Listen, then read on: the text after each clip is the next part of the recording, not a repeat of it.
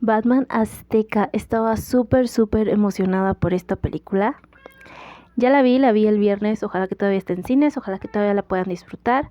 Es una colaboración de Warner con un estudio mexicano, Anima. Al parecer también el guión fue, no sé si mexicanos o latinos, sé que el nombre pues es de origen, entonces no estoy muy segura, pero lo disfruté muchísimo. Me gusta bastante todo esto de la historia y específicamente de esto de la parte de la conquista, que son cosas de las que se puede encontrar muchísima información. No les diría que soy la que más sabe porque pues no. De hecho, probablemente soy muy ignorante del tema, pero lo que sé sí creo que está bien ajustado a la película, porque a final de cuentas esto es una reinterpretación. Tenemos mil historias de Batman, siempre, o sea, nosotros ya sabemos de qué va. Se le mueren los papás, se convierte en Batman, empieza a combatir el crimen y en algún punto se da cuenta de que esto va más allá de él. No es simplemente combatir el crimen por venganza, sino porque eso es lo que necesita el lugar en donde reside, que es Gotham.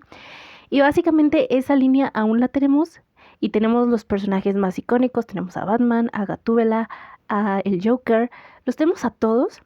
Sin embargo, cada uno tiene, o más bien cada uno fue ajustado a lo que necesitaba este momento y este periodo.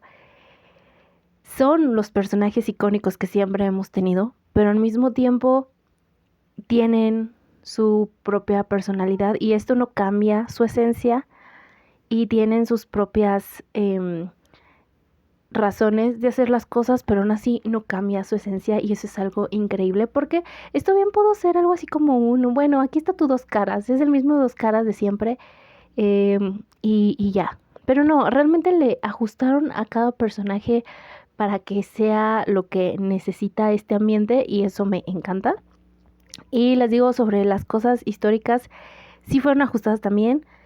Desde todo este tema de que los mexicas habían estado como que expandiendo su territorio, enviaban a personas a otros lugares para establecer pequeñas, ¿cómo se llaman? Pequeños pueblos para empezar a expandirse, a tener más territorios.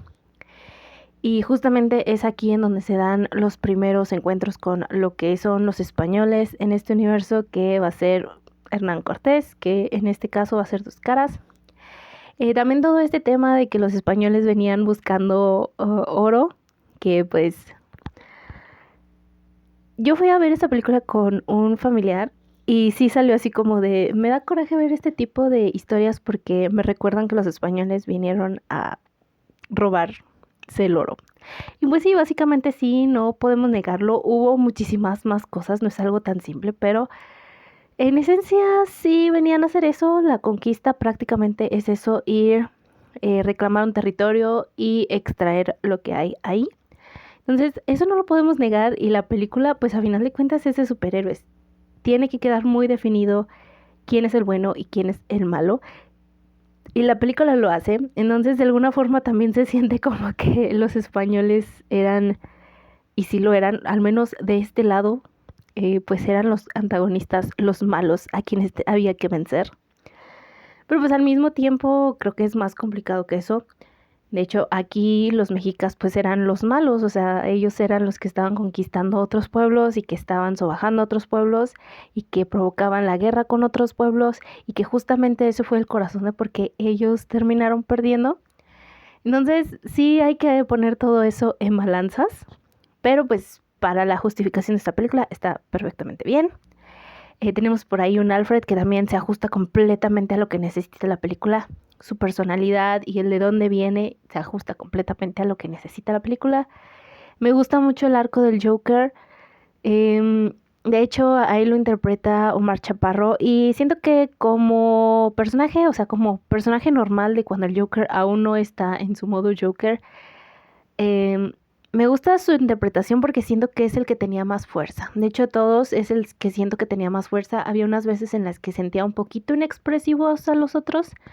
Él siempre tuvo mucha fuerza, pero cuando empezó a ser de Joker, wow, se fue a la estratosfera. Es increíble el trabajo que está haciendo. De hecho, justamente ese es uno de mis pequeños temas que siento que la animación cumple. Hay veces en las que se siente un poquito raro, un poquito inexpresivo, pero cumple, está bien, está de calidad. El doblaje es el que sí me quedó a deber bastante, exceptuando a Mar Chaparro y uno que otro personaje, pero siento que a mí sí me quedó a deber. También me gusta mucho el énfasis que se le da a lo religioso, porque pues eso también fue una piedra angular dentro de este conflicto en la historia. Llegaron, nos impusieron una religión, aquí había otras religiones, de ahí también se crearon otras creencias para poder ajustarse, para poder convencernos de que la conquista era buena para nosotros. Y también tenemos estos arcos de que tienen visiones, y eso que era muy, muy de su cultura, que tenían visiones, que a veces se drogaban para tener visiones. O sea, seguramente estoy diciendo cosas muy ignorantes, pero sí era como que parte de tener este tipo de relación con sus dioses, fueran imaginarias o no.